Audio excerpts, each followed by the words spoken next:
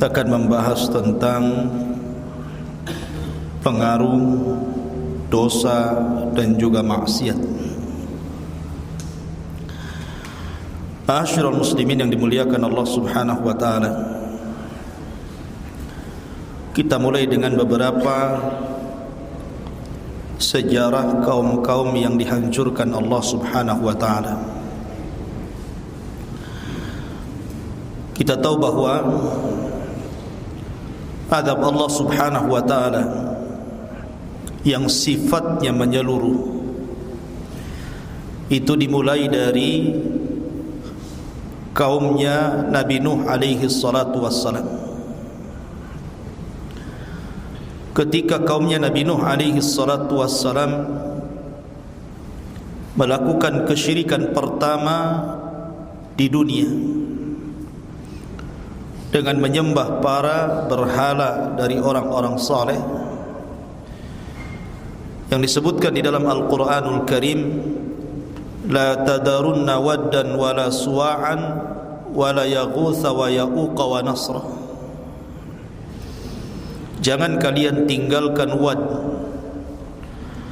Ya'uq, Yaghus, Nasr. Dan ini patung-patung orang-orang saleh. Pada permulaannya mereka tidak menyembah berhala, tapi syaitan itu cerdas, memiliki langkah-langkah yang sangat panjang. Makanya Allah Subhanahu wa taala berfirman, "Wala tattabi'u khutuwati syaitan." Jangan kalian mengikuti langkah-langkah syaitan. Seperti yang terjadi di zaman kaum Nuh. Generasi pembuat patung itu tidak menyembah patung. Dan generasi kedua dari bapak-bapak mereka yang membuat patung juga belum menyembah patung. Baru ketika masuk ke generasi ketiga, kemudian syaitan mewahyukan kepada orang-orang itu bahwa tujuan bapak dan moyang mereka membuat patung itu untuk diibadahi. Maka mulailah mereka menyekutukan Allah dengan menyembah berhala. Maka di sinilah Allah Subhanahu wa taala utus seorang rasul pertama, awwalur rusul. Rasul pertama yang diutus Allah adalah Nuh alaihi salatu wassalam. Nuh berusaha untuk mengembalikan mereka ke dalam tauhid. Siang malam Nuh berdakwah, baik kepada sendirian ataupun berjamaah. Tapi Nuh sia-sia saja, karena mereka tidak beriman kepada Allah Subhanahu wa taala, sehingga yang mengikuti Nuh itu cuma sedikit. Dari sini Nuh alaihi salatu wasallam berdoa kepada Allah, Allahumma ya Allah, inni maghlubun fantasir. Ya Allah, kaumku sudah hampir mengalahkan diriku, maka turunkan pertolongan-Mu. Maka karena kaum Nuh sudah melampau kepada Allah dengan kufur dan melakukan kesyirikan, melampau kepada nabinya dengan cara mendustakan seluruh seruannya, maka Allah azab kaum Nuh dengan cara menggabungkan dua air langit dan bumi, kemudian disertakan angin tufan dan meluluh lantakkan seluruh kaum Nuh, dan Allah tenggelamkan. Tidak ada satupun yang selamat kecuali Nuh dan orang-orang yang di kapalnya.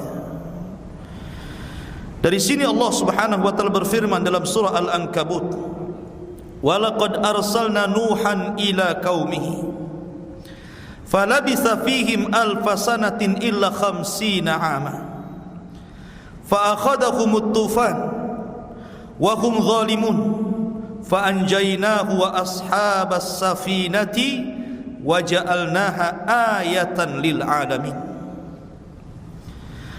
Dan sungguh kami utus Nuh kepada kaumnya, maka Nuh pun tinggal bersama kaumnya berdakwah 950 tahun. Kemudian mereka pun mendustakan Nuh, maka Allah azab dengan tufan dan mereka dalam kondisi zalim, dan kami selamatkan Nuh dan para pengikut yang ada dalam kapal tersebut, dan kami jadikan peristiwa itu tanda-tanda kebesaran Allah bagi umat semesta alam. Ma'asyiral muslimin, begitulah pengaruh dosa menciptakan azab yang sangat dahsyat. Kemudian Nuh pun berlalu. Kaum yang sedikit ini kemudian berkembang dan menjadi umat yang banyak kembali. Namun sedikit demi sedikit mereka pun mulai mendustakan nikmat-nikmat yang Allah karuniakan kepada mereka. Mereka pun mulai melakukan kesyirikan dan kesombongan di permukaan bumi. Muncullah kaum Ad. Kaum Ad, kaum keturunan Iram. Dan Allah Subhanahu wa taala mengatakan Irama dzatil imad allati lam yukhlaq mithluha fil bilad. Sebuah kaum dari keturunan Iram yang disebut kaum Ad, melampaui batas. Allah berikan nikmat yang banyak, diberikan fisik yang kuat yang tidak Allah berikan kepada sebelum dan sesudahnya, karena mereka sanggup memahat gunung menjadi istana dan rumah-rumah megah. Dan Allah berikan nikmat yang banyak, tapi mereka tidak bersyukur. Maka Allah utus seorang nabi kepada mereka, Ad. Seorang nabi kepada kaum Ad, Nabi Arab pertama namanya Hud. Tetapi Nabi Hud berusaha mengambil hati mereka untuk kembali ke dalam tauhid, mereka pun kufur. Sama nasibnya dengan kaumnya Nuh. Mereka menyekutukan Allah dan sombong. Maka Allah Subhanahu wa taala azab mereka, tudammiru kullu syai'in bi amri rabbi. Maka Allah hancurkan segala sesuatu karena perintah Allah Subhanahu wa taala. Wa ma tadharu min syai'in atat alaihi illa ja'alathu karramin. Ketika mereka tidak lagi mengikuti seruan Hud, maka Allah kirim kepada mereka sahab, awan yang sangat hitam. Mereka sangka itu awan akan menjatuhkan hujan kepada mereka. Mereka keluar dari rumah-rumah mereka. Rupanya dari awan itu keluar angin, puting beliung, mengangkat semua yang ada di bawah ke langit, termasuk orang-orangnya. Sehingga mereka di atas langit berhari-hari. Kemudian mereka dilemparkan dari langit seperti tunggul-tunggul kurma, kata Al-Quran. Sudah tidak bernyawa lagi. Begitulah Allah Subhanahu wa taala azab kaum Ad. Kemudian datang lagi kaum Samud. Nasibnya sama, menyekutukan Allah. Diutus kepada mereka Nabi Saleh. Mereka memberikan syarat kalau beriman, Saleh harus mengeluarkan unta dari batu. Maka Saleh pun, Nabiullah Saleh alaihi salatu wasallam, berdoa kepada Allah, keluar unta dari batu. Unta bunting lagi, usyara. Tetapi kemudian mereka tidak pernah mensyukuri nikmat Allah. Unta itu sudah memberikan kenikmatan kepada mereka. Kapanpun mereka ingin meminum dari susu unta itu tidak dilarang. Dan susu unta itu mencukupi beberapa kabilah. Artinya satu kabilah itu ribuan orang. Tapi mereka tidak bersyukur, justru menyembelih unta Nabi Saleh. Akhirnya mereka pun diazab oleh Allah selama 3 hari. Hari pertama badan mereka mulai melemah. Hari kedua mata mereka mulai memerah. Hari ketiga mereka menggali kuburannya sendiri. Kemudian mereka duduk di kuburannya masing-masing sampai hari ketiga, dan masuk hari keempat semua sudah mati. Begitulah azab Allah Subhanahu wa taala kepada Nabiullah Saleh alaihi salatu wassalam. Kemudian Saleh pun berlalu. Datanglah kaum Lut di zaman Nabi Allah Ibrahim alaihi salatu wassalam. Ada yang mengatakan bahwa Lut itu diutus kepada 160 desa. Seluruh desa melakukan homoseksual, penyimpangan seks. Mungkin kita katakan LGBT. Soleh berusaha menawarkan anak putrinya itu, nikahlah dengan putri saya. Tapi mereka mengatakan kepada Saleh, innakum qaumun yatatahharun. Bahasa kita, kamu Saleh, kamu Lut, sok suci saja. Alah, kamu juga suka laki-laki. Mereka menuduh Lut seperti itu. Tapi Lut tidak berhenti dakwahnya, terus menasihati mereka sampai akhirnya Allah utus 3 malaikat. Malaikat Jibril, malaikat Mikail dan malakul maut menjelma anak-anak muda yang tampan. Kenapa anak-anak muda yang tampan? Karena mereka suka anak muda tampan. Ketika mereka bertamu kepada rumah Saleh, dikepung rumah itu sama preman-preman pasar. Kemudian hendak didobrak, memaksa agar Lut menyerahkan 3 anak muda itu. Mereka tidak tahu kalau itu jelmaan daripada malaikat-malaikat yang sangat mulia, Jibril, Mikail, dan di situ ada malakul maut. Ketika Jibril keluar, maka tiba-tiba Jibril merubah bentuknya, bentuk aslinya 600 sayap. Satu sayap kemudian menampar seluruh orang-orang sehingga mata bijinya keluar, buta semua.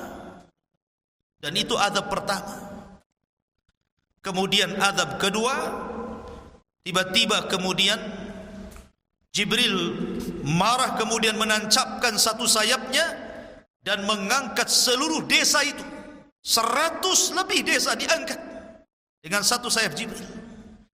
Allah Subhanahu wa taala berfirman, "Falamma jaa amruna ja'alna 'aliyaha safilaha wa amtarna 'alaiha hijaratan min sijil mandud musawwamatan 'inda rabbika wa ma hiya minadh dhalimin biba'id." Tiba-tiba desa-desa itu diangkat ke langit. Cukup? Tidak. Dilempari batu meteor, batu api, kemudian mati bergelimpangan di atas langit.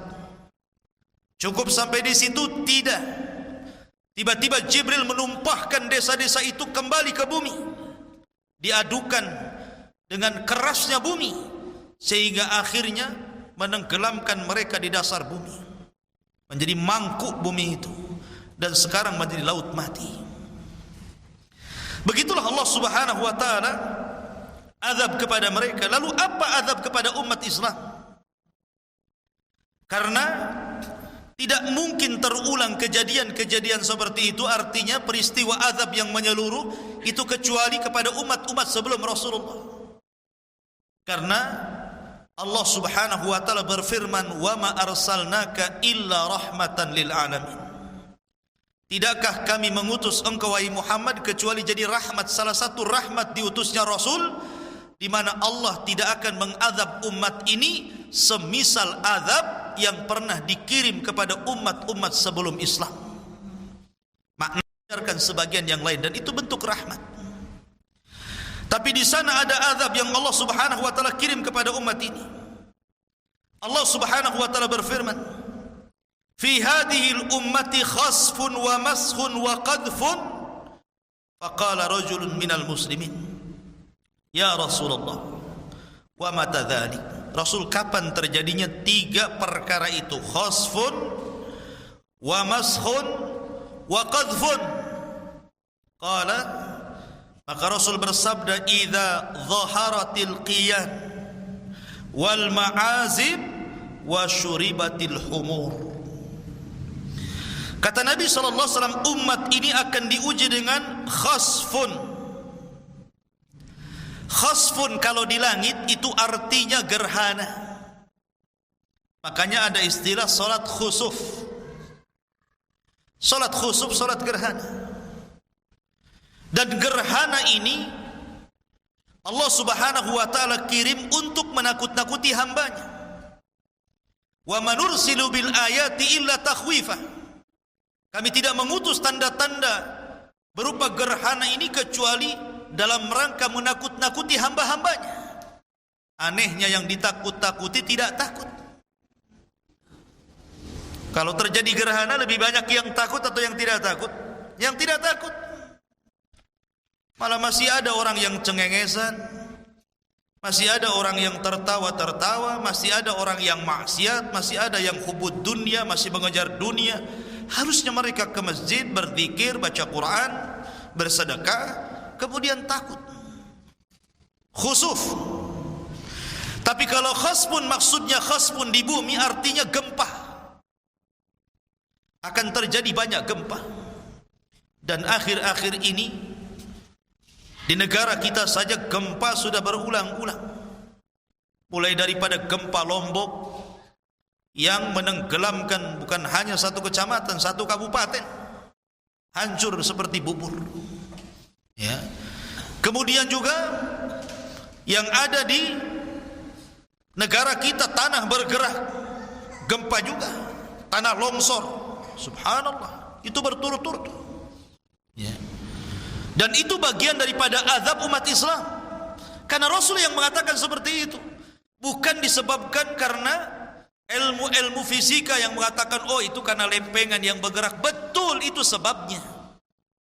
Karena lempengan itu bergerak, tapi bukan itu penyebab yang besar kenapa terjadi gempa. Ya. Baik tektonik ataupun vulkanik, artinya bahwa semua karena azab. Dan azab itu dikirim karena maksiat. Kemudian wa maskhun, masakh. Kalau dulu maskhun di zaman Bani Israel, orang dirubah menjadi qiradatan wa khanazir. Betul-betul jadi kera, betul-betul jadi babi, seperti yang terjadi kepada ashabus sabti. Kunu qiradatan khasiin. Jadilah kalian kera-kera yang dihinakan, betul-betul jadi kera. 3 hari 3 malam jadi kera, kemudian hari ketiga mati semua. Dan sebagiannya dirubah jadi babi. Tapi masun pada umat ini tentu tidak seperti yang terjadi kepada Bani Israel, kepada orang-orang yang mereka menghina hari Sabtu di zaman itu. Tapi masun di sini adalah Allah buat hati-hati manusia seperti hati kera dan hati babi. Jadi tubuh mereka manusia, tetapi hati-hati mereka seperti hati kera dan hati babi. Sudah tidak bisa memandang lagi mana yang hak, mana yang batil. Tidak bisa membedakan mana yang baik, mana yang buruk. Dan itu bagian daripada azab. Ya. Kemudian juga wa qadhfun. Ini juga bagian daripada azab, angin, angin tufan, angin puting beliung, macam-macam angin ditimpakan kepada umat ini. Ada seorang sahabat bertanya, Rasul, kapan itu terjadi? Di zaman Rasul tidak ada ini. Maka Nabi SAW menjawab, idza dhaharatil kiyan, apabila sudah muncul para biduan-biduan, para artis, para penyanyi, orang-orang yang melalaikan ibadah manusia kepada hubbud dunia. Dan sekarang lihat, bahkan ada orang tua itu cita-cita anaknya jadi penyanyi, dari kecil diajari nyanyi.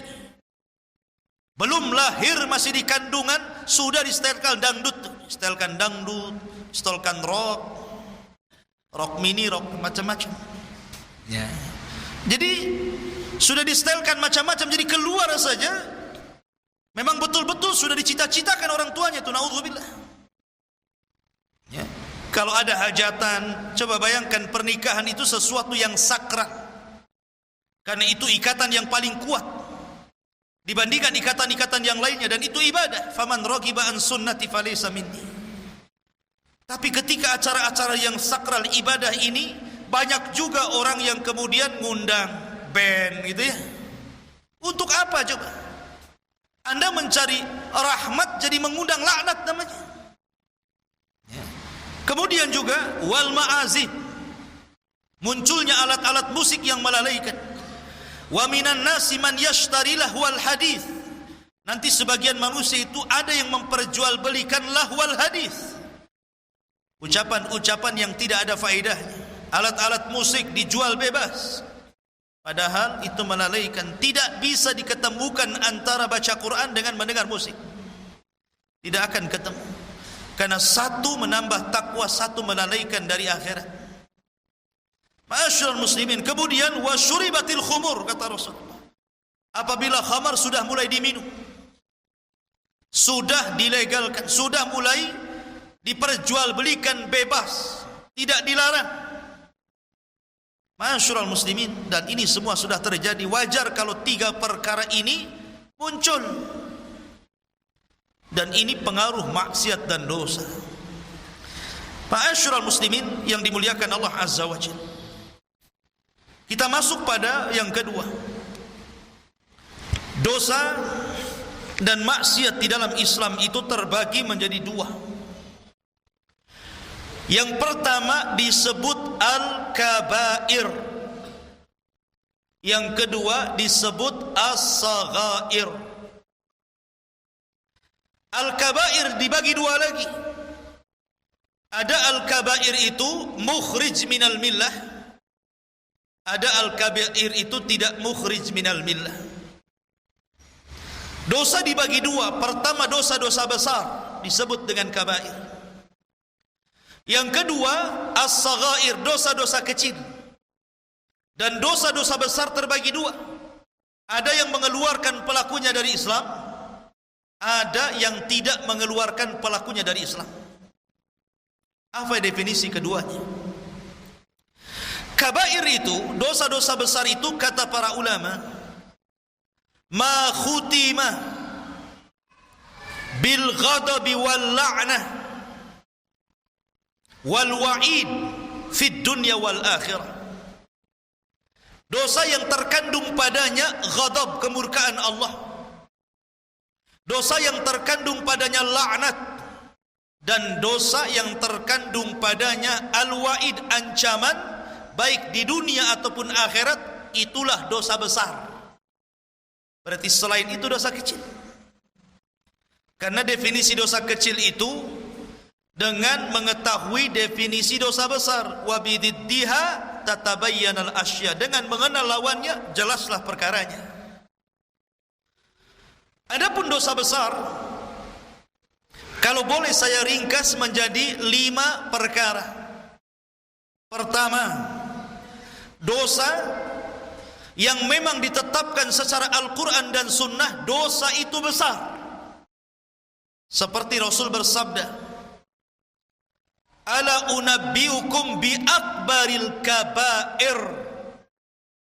Maukah kutunjukkan kepada kalian dosa sebesar-besarnya dosa besar. Rasul menyebutkan kalimat dosa besar di sini. Maka aku tunjukkan kepada kamu sebesar-besarnya dosa besar. Berarti kalau dikatakan dosa besar, maka kita katakan itu dosa besar. Dan Al-Quran juga menyebutkan kalimat dosa besar, in tajtanibu kabaira ma tunhauna. Ada kabair di sini. Kemudian Rasul menjawab, sahabat menjawab, Allah wa rasuluhu a'lam. Allah dan Rasulnya yang tahu. Tentu mau, wahai Rasul, apa itu? Maka Nabi SAW menyebutkan al-isyraku billah. Pertama, menyekutukan Allah. Pertama, menyekutukan Allah. Wa uququl walidain. Kemudian durhaka kepada orang tua. Kemudian wa mudminu khamrin, dan orang yang sudah terbiasa minum khamr. Berarti itu semua dosa besar. Yang kedua, dosa yang ada ancamannya di dunia, seperti hukum hudud. Orang yang mencuri potong tangan. Orang yang minum khamr didera atau dipukul di zaman Rasul 40 kali, tapi di zaman Ali atau Umar ditambah menjadi 80 kali. Orang yang berzina, kalau dia muhsan dicambuk, dirajam sampai mati. Kalau belum, maka dia diasingkan 1 tahun setelah dicambuk 100 kali. Berarti ada ancaman di dunia. Ya.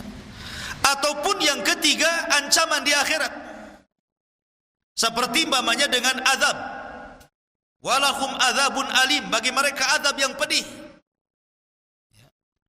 Seperti Allah mengatakan wailun lil mutaffifin. Allah ancam dengan wail, satu lembah di neraka jahanam. Maka ini termasuk dosa besar. Karena ada ancaman wail di sini.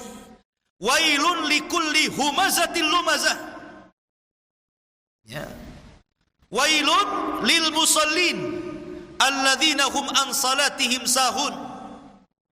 Wailun, wailun, wailun disebutkan dalam Al-Quran. Berarti dosa itu besar. Karena ada ancaman di akhirat. Yang keempat, ada ancaman laknat. Seperti Allah melaknat wanita-wanita yang mencukur halisnya, wanita-wanita yang bertato, wanita-wanita yang memasang rambut dengan rambut palsunya, atau orang-orang yang merubah giginya dalam rangka merubah ciptaan Allah. Kasih bekhel gitu ya. Itu apa kasih bekhel? Ketawa pun tak bagus, semua kawat keluar. Kalau maksudnya di bekhel itu karena mungkin giginya renggang, kalau makan nasinya keluar, gak apa-apa untuk merapatkan, karena asalnya gigi rapat.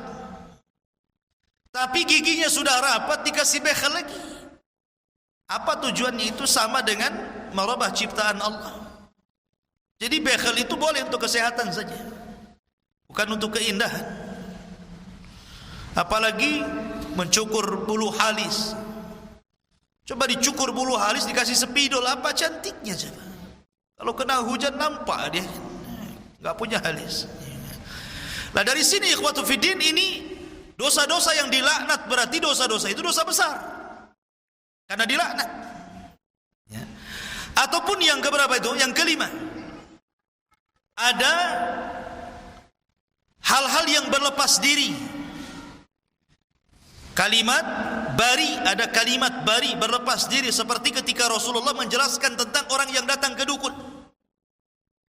Kata Nabi SAW, man ata arrafan au kahinan fasa'ala an syai'in fasaddaqahu faqad bari'a an syariati Muhammadin sallallahu alaihi wasallam. Siapa yang datang ke tukang ramal, bertanya, dia benarkan pula, maka dia telah berlepas diri dari syariat Muhammad sallallahu alaihi wasallam.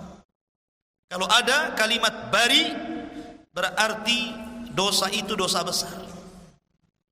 Kemudian yang keenam, ada kalimat laisa minnah, bukan termasuk golonganku. Seperti Rasul mengatakan, laisa minna man tatayyara au tutuyyira au sahara au suhira bih. Bukan termasuk golonganku orang yang tatoyur, orang yang menganggap untung dan sial itu disandarkan kepada apa yang dilihat, apa yang dimimpikan, apa yang didengar, apa yang dirasakan, atau bahasa Arabnya disebut tatoyur. Maka ini dosa besar. Menyialkan angka itu dosa besar. Menyialkan burung, gara-gara burung saya sial. Ya. Ataupun mengatakan hoki, karena saya punya batu aki, padahal batu ulek. Itu membawa keberuntungan. Gara-gara batu aki ini laris jam tangan saya, katanya. Ya. Ini dosa besar, tatoyur. Ya.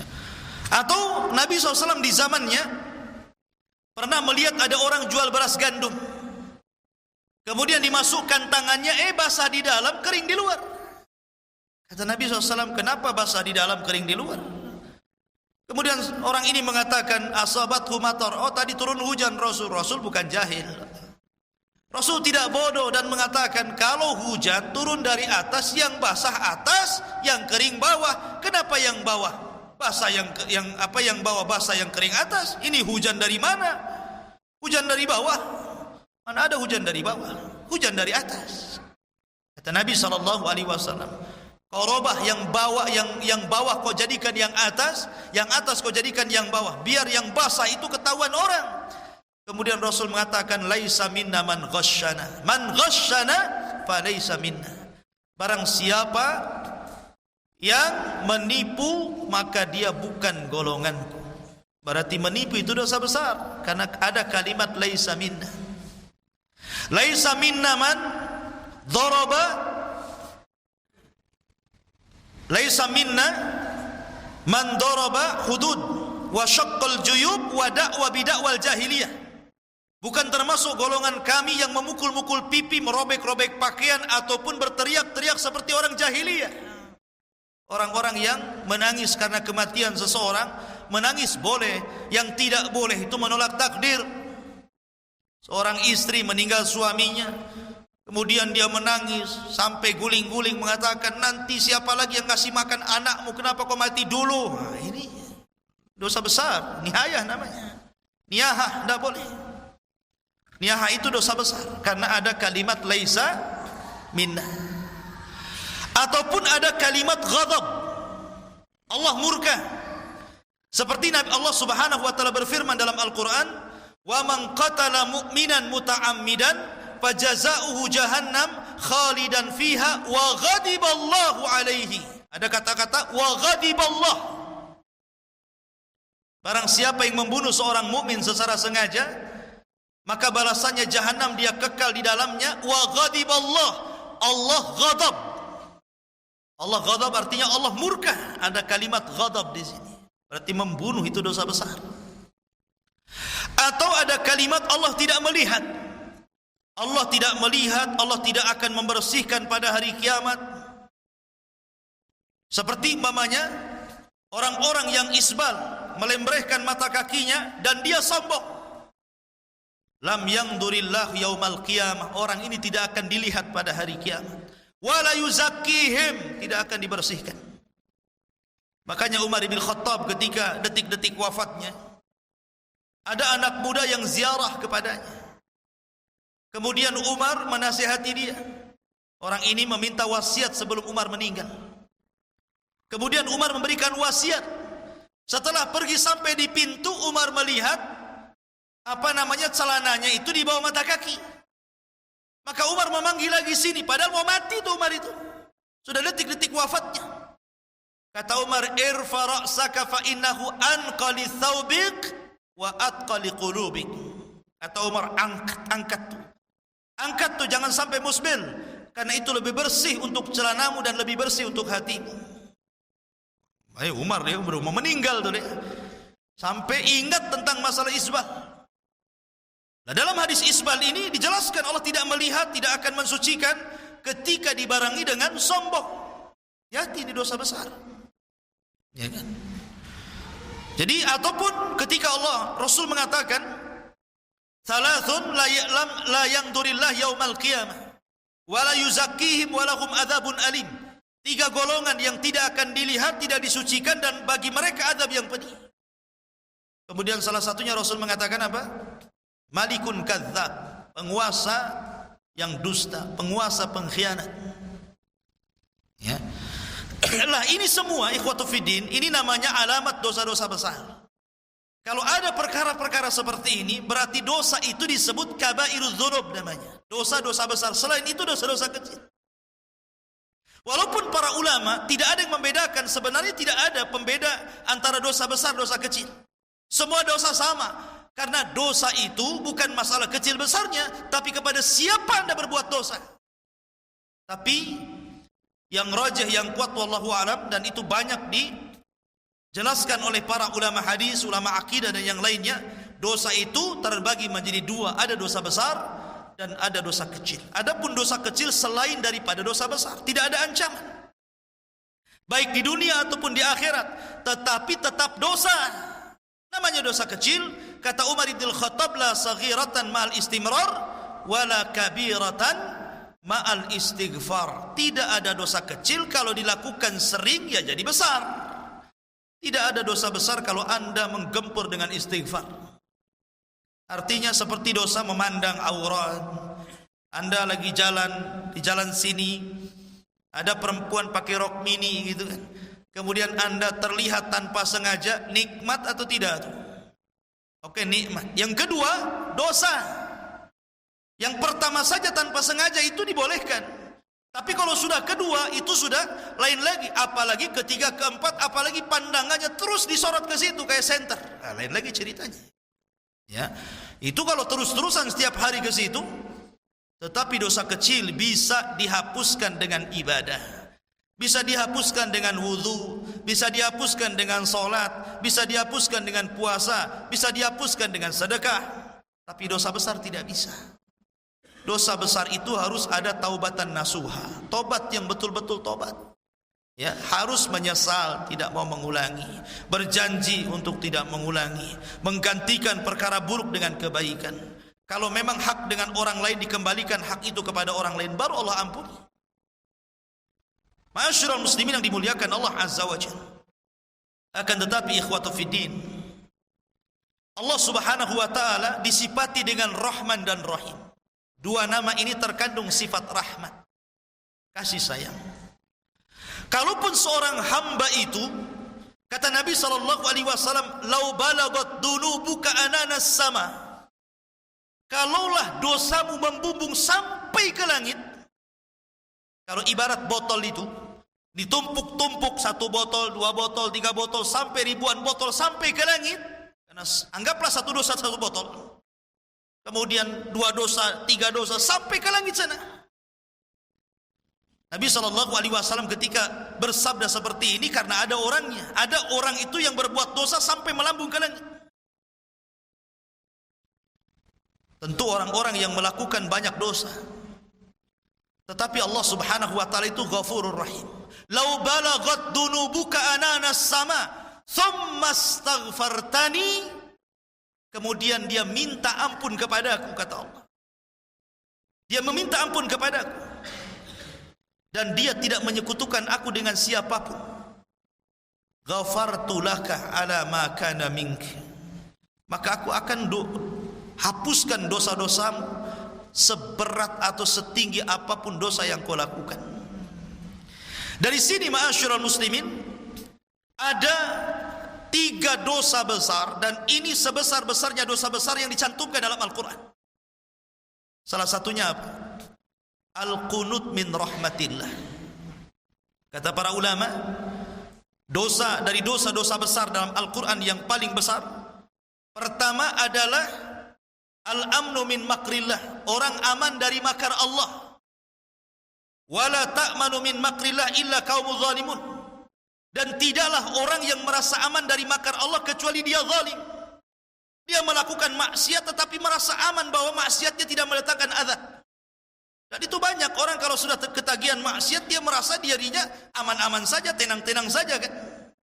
Kalau dia merasa aman ketika maksiat, ketahuilah dia telah melakukan dosa besar, dosa yang paling besar yang dicantumkan dalam Al-Quran. Yang kedua, al-qunut min rahmatillah, merasa putus asa dari kasih sayang Allah. Wala taqnatu min rahmatillah, innallaha yaghfiru dzunuba jami'a, kata Allah. Jangan kalian putus asa dari rahmat Allah, karena Allah itu mengampuni semua dosa. Sebesar apapun dosa kita, kalau kita datang kepada Allah, Allah ampuni kok. Ada seorang kakek yang usianya 100 tahun di zaman Rasulullah. Semua dosa sudah dilakukan dia. Datang kepada Rasulullah. Kemudian dia mengatakan, "Ya Rasulullah, ya Muhammad, inni fa'altu dzamban 'aziman, law wuzi'at ala ahli al-ardi lawasi'athum." Wahai Rasul, wahai Muhammad, saya sudah melakukan berbagai macam dosa. Sudah 100 tahun maksiat dari muda sampai usia segitu. Akhirnya dia ingin tobat. Kalau aku bagi-bagikan dosaku kepada semua penduduk negeri ini sudah cukup, kata, saking banyaknya. Maka dia mengatakan, hal fi dinika minat taubah. Apakah dalam agamamu ya Muhammad ada tobat untuk orang sepertiku? Maka Rasul sallallahu alaihi wasallam mengatakan, ya, tashhadu an la ilaha illallah wa anni rasulullah. Kau tinggal bersaksi tidak ada sembahan yang berhak disembah kecuali Allah dan saya adalah utusan Allah. Kata kakek itu, hanya itu? Ya, hanya itu. Fa innal Islam yahjubu ma qablah, karena Islam itu menghapus dosa sebelum Islam.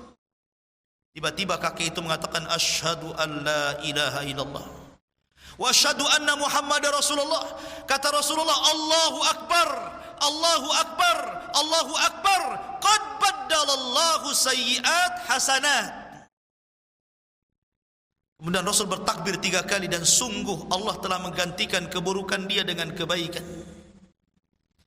Lihat, dosa sebesar apapun, walaupun setinggi langit sekalipun, kalau kita datang kepada Allah bersimpuh istighfar, betul-betul meminta ampun, tidak ada dosa yang tidak diampuni. Hatta syirik sekalipun, kalau dia datang kepada Allah dan betul-betul meninggalkan kesyirikannya, Allah ampuni. Tapi kalau dia tidak bertobat dari kesyirikannya, maka Allah Subhanahu wa taala berfirman, "Innallaha la yaghfiru an yushraka bihi wa yaghfiru ma duna dzalika liman yasha." Allah tidak akan mengampuni dosa kesyirikan, dan Allah hanya mengampuni dosa di bawah itu. Maka jangan menyekutukan Allah.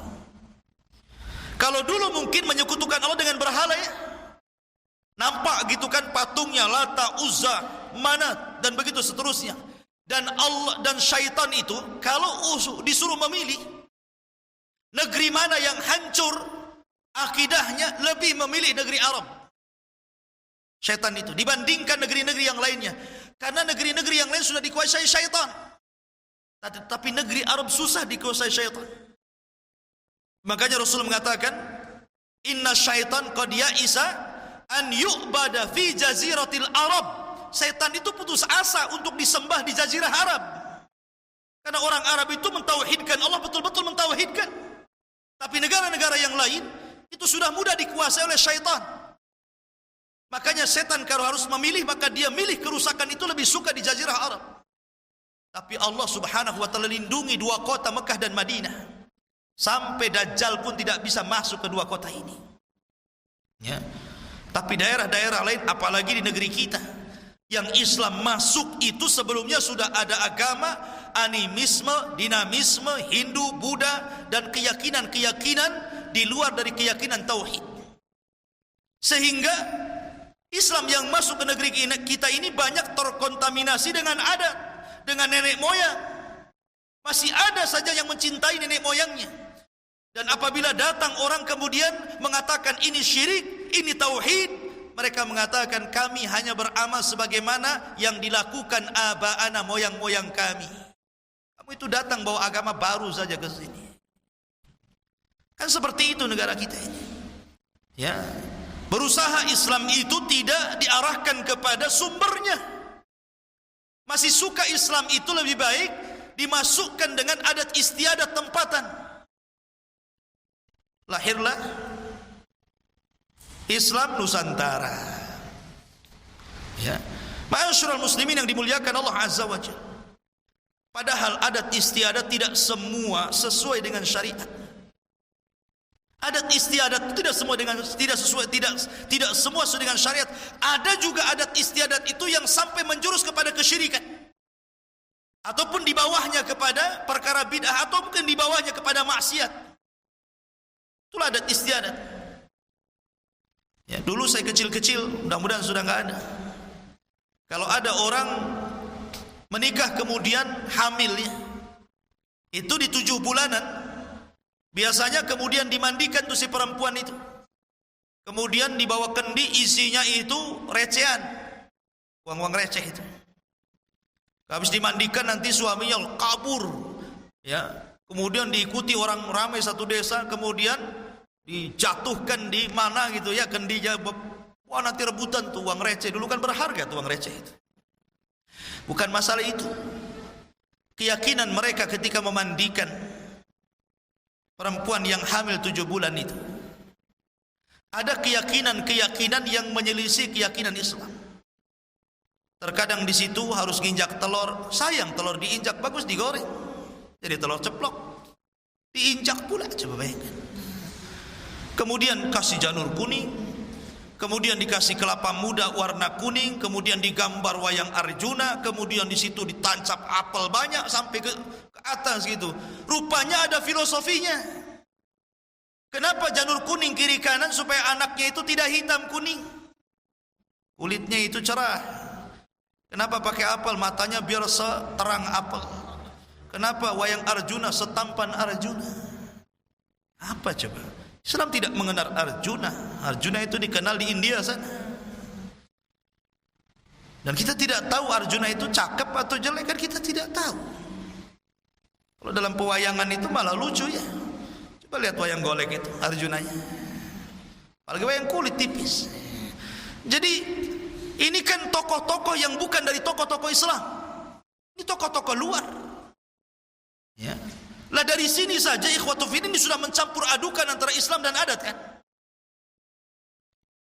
Yang melakukan ritual itu siapa? Muslim. Kalau dia Hindu Buddha lakum dinukum waliyadin lah ya. Kita enggak urusan itu agama kalian, ambil dengan agama kalian, dan itu bentuk toleransi kita. Ya.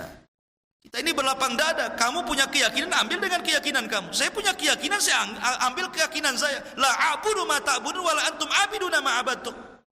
Saya tidak akan menyembah Tuhan kalian. Kalian tidak menyembah juga Tuhan yang saya sembah. Ya sudahlah, lakum dinukum waliyan saja, kan begitu. Tapi masalahnya yang melakukan seorang muslim. Ya.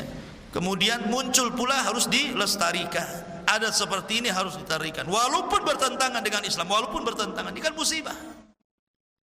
Kalau sudah banyak kesyirikan merajalela, ingat harusnya kita melihat kisah-kisah bagaimana diazabnya kaum Nuh, diazabnya kaum Ad, diazabnya kaum Saleh, diazabnya kaum Lut. Itu akibat apa coba? Akibat syirik. Ya kan? Kemudian akhlak-akhlak yang tidak terpuji. Wahai Rasul, wahai Muhammad, saya sudah melakukan berbagai macam dosa. Sudah 100 tahun maksiat dari muda sampai usia segitu. Akhirnya dia ingin tobat. Kalau aku bagi-bagikan dosaku kepada semua penduduk negeri ini sudah cukup, katanya, saking banyaknya. Maka dia mengatakan, hal fi dinika minat taubah. Apakah dalam agamamu ya Muhammad ada tobat untuk orang sepertiku? Maka Rasulullah SAW mengatakan, ya, tashhadu an la ilaha illallah wa anni Rasulullah. Kau tinggal bersaksi tidak ada sembahan yang berhak disembah kecuali Allah dan saya adalah utusan Allah. Kata kakek itu, hanya itu? Ya, hanya itu. Fa innal Islam yahjubu ma qablah. Karena Islam itu menghapus dosa sebelum Islam. Tiba-tiba kakek itu mengatakan, asyhadu an la ilaha illallah wa asyhadu anna Muhammadar Rasulullah. Kata Rasulullah, Allahu Akbar, Allahu Akbar, Allahu Akbar. Qad baddalallahu sayyi'at hasanat.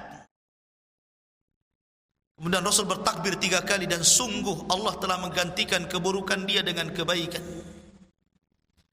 Lihat, dosa sebesar apapun, walaupun setinggi langit sekalipun, kalau kita datang kepada Allah bersimpuh istighfar, betul-betul meminta ampun, tidak ada dosa yang tidak diampuni.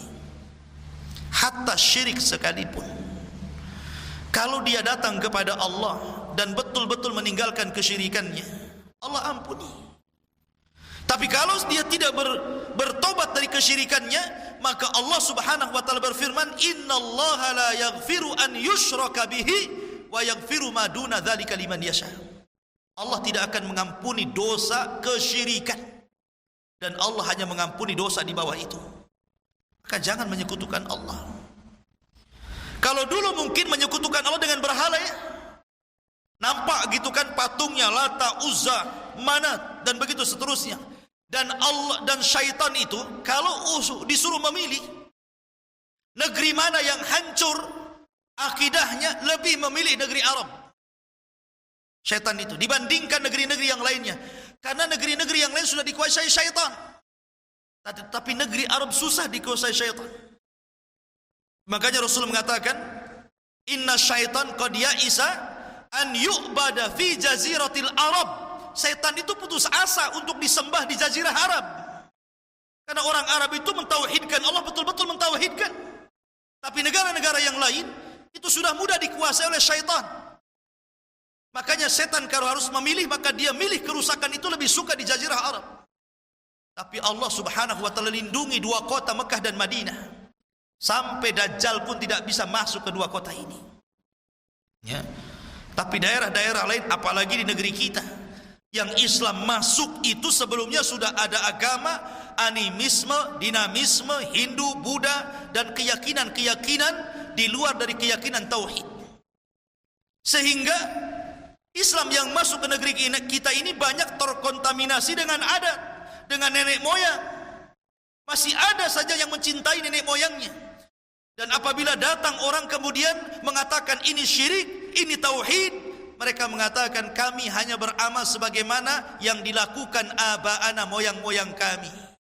Kamu itu datang bawa agama baru saja ke sini. Kan seperti itu negara kita ini. Ya. Berusaha Islam itu tidak diarahkan kepada sumbernya. Masih suka Islam itu lebih baik dimasukkan dengan adat istiadat tempatan. Lahirlah Islam Nusantara. Ya. Ma'asyiral muslimin yang dimuliakan Allah Azza wa Jalla. Padahal adat istiadat tidak semua sesuai dengan syariat. Adat istiadat itu tidak semua sesuai dengan syariat. Ada juga adat istiadat itu yang sampai menjurus kepada kesyirikan. Ataupun di bawahnya kepada perkara bid'ah, atau mungkin di bawahnya kepada maksiat. Itulah adat istiadat. Ya, dulu saya kecil-kecil, mudah-mudahan sudah enggak ada. Kalau ada orang menikah kemudian hamil ya, itu di 7 bulanan, biasanya kemudian dimandikan tuh si perempuan itu. Kemudian dibawa kendi, isinya itu recehan, uang-uang receh itu. Habis dimandikan nanti suaminya kabur, ya. Kemudian diikuti orang ramai satu desa, kemudian dijatuhkan di mana gitu ya kendinya. Wah nanti rebutan tuh uang receh, dulu kan berharga tuh uang receh itu. Bukan masalah itu. Keyakinan mereka ketika memandikan perempuan yang hamil 7 bulan itu, ada keyakinan-keyakinan yang menyelisih keyakinan Islam. Terkadang di situ harus nginjak telur, sayang telur diinjak bagus digoreng, jadi telur ceplok, diinjak pula, coba bayangkan. Kemudian kasih janur kuning, kemudian dikasih kelapa muda warna kuning, kemudian digambar wayang Arjuna, kemudian di situ ditancap apel banyak sampai ke atas gitu. Rupanya ada filosofinya.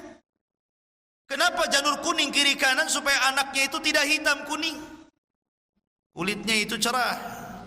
Kenapa pakai apel? Matanya biar seterang apel. Kenapa wayang Arjuna setampan Arjuna? Apa coba? Islam tidak mengenal Arjuna. Arjuna itu dikenal di India sana. Dan kita tidak tahu Arjuna itu cakep atau jelek, kan kita tidak tahu. Kalau dalam pewayangan itu malah lucu ya. Coba lihat wayang golek itu Arjunanya. Apalagi wayang kulit tipis. Jadi ini kan tokoh-tokoh yang bukan dari tokoh-tokoh Islam. Ini tokoh-tokoh luar. Ya. Lah dari sini saja ikhwatu fiddin ini sudah mencampur adukan antara Islam dan adat kan. Yang melakukan ritual itu siapa? Muslim.